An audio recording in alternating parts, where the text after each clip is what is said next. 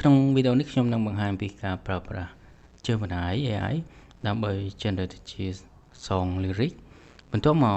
គឺយើងអាចយក lyric ទាំងនោះទៅប្រើប្រាស់ជាមួយនឹង Suno AI ដើម្បីធ្វើការបង្កើតជាបទចម្រៀងមួយបន្ទាប់មកគឺយើងអាចយកបទចម្រៀងនោះទៅធ្វើការកែ vocal ទៅតាមសំឡេងដែលយើងចង់បានជាមុនដំបូងនេះគឺខ្ញុំនឹងបង្ហាញពីការប្រើប្រាស់ជើងបណ្ដាញដើម្បី generate ជា song lyric ជាងយើងគ្រាន់តែប្រាប់ឲ្យវា generate song lyric ក្នុងលក្ខណៈបទចម្រៀងដែលយើងចង់បានមក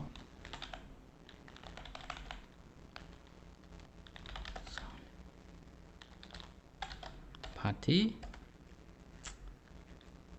in a romantic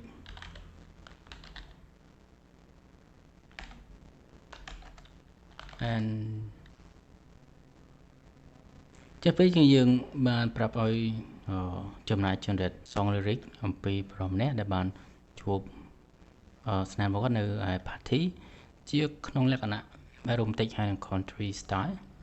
ដូច្នេះយើងឲ្យ generate ទៅអូខេដូច្នេះយើងបាន lyric វិញសម្រាប់បទចម្រៀងមួយហើយដូច្នេះយើងអ្នកគ្នាខ្ញុំអាចយក lyric នេះទៅដាក់ក្នុង Suno AI នៅក្នុងនេះគ្រាន់តែយើងបង្កើតទៅ free plan មកគេគឺអាច generate 10 បទក្នុងមួយថ្ងៃបានចូលកន្លែង create ហ្នឹងមក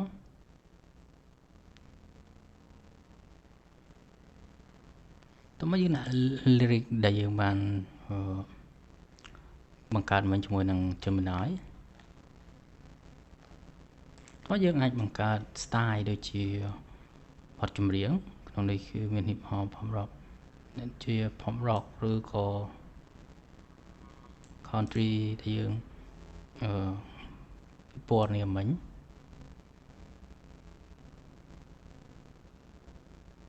ជាបែប romantic song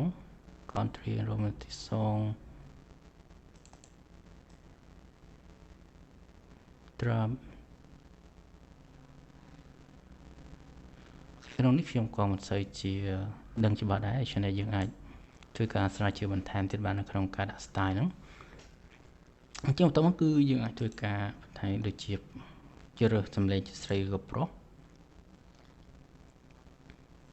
ជាងបន្ទាប់ពីយើងជ្រើសរើសហើយយើងអាចធ្វើការបង្កើតវា create ចេញមកពីនោះវានឹងចាប់ផ្ដើម generate បទចម្រៀងក្នុងនេះគឺមាន version 3.5 និង version 5.0 នេះស្រាប់ជាយើងជា pro ឬក៏ premium user យើងអាចប្រើ full នៅក្នុង 5.0 បានជានៅក្នុងនោះវានឹង generate ចេញជា 4 បទដែល version 5 នេះចំនួន 2 បទហើយនិង version 3.5 នេះចំនួន 2 បទចឹងយើងគិតទៅមួយថ្ងៃយើងអាច generate ចេញបាន 2 ដងសាកស្ដាប់បទមុនដំបូង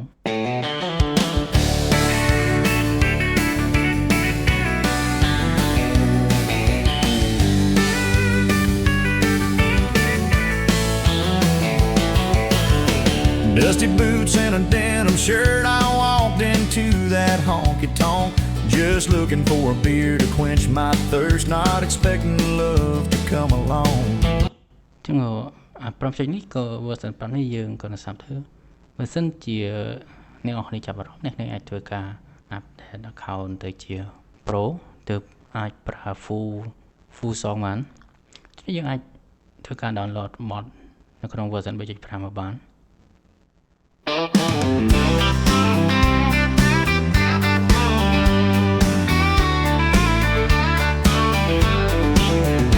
Dusty boots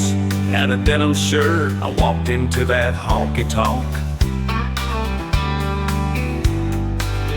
just looking for a beer to quench my thirst, not expecting love to come along. Then I saw her dance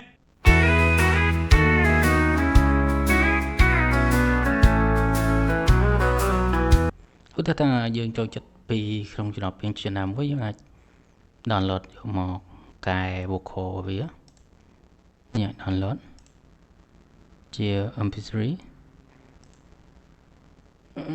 ក្នុងនេះគឺបានប្រាប់ថាបើសិនជាយើងចង់ឲ្យក្នុងបទចម្រៀងយើង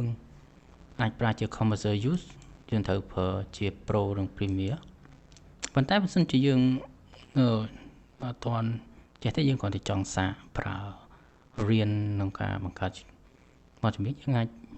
download វាសិនមកប្រើរៀនប្រើវាសិនទៅអូខេឥឡូវនេះ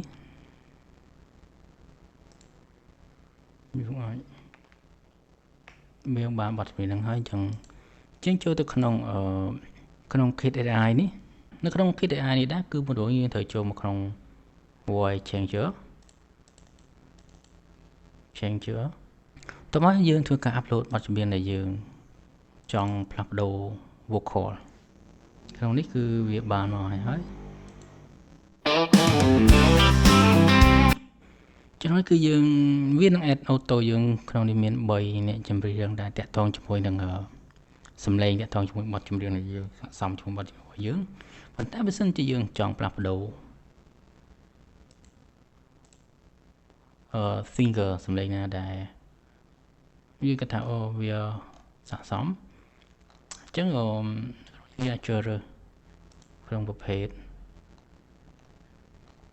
pop rock throw gender male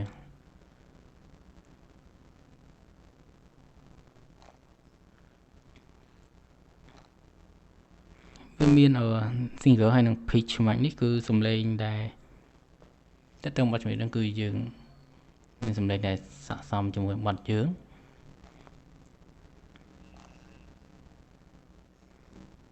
អញ្ចឹងបើសិនជាអ្នកនរគ្នាគិតថាartist ចង់បានសំឡេងណាដែលស័ក្តិសមនឹងចូលចិត្តនឹងការចូលចិត្តរបស់អ្នកនរគ្នាអាចជ្រើសរើសបានក្នុងហ្នឹងឬក៏យើងចូលចិត្តតាម recommendation មកគេនេះក៏បានដែរឧទាហរណ៍យកអ្នកនេះចឹងយើងដាក់ with instrument នេះមកដើម្បីបានសំឡេងហងឬក៏នឹង music ក្នុងនោះដែរអញ្ចឹងឥឡូវយើងបានហើយយើងអាចធ្វើការស្ដាប់វា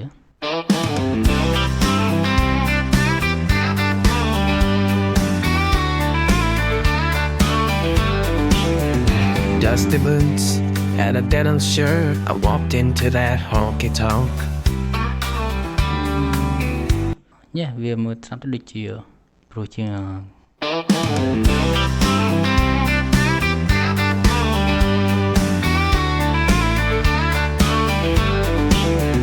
Dusty boots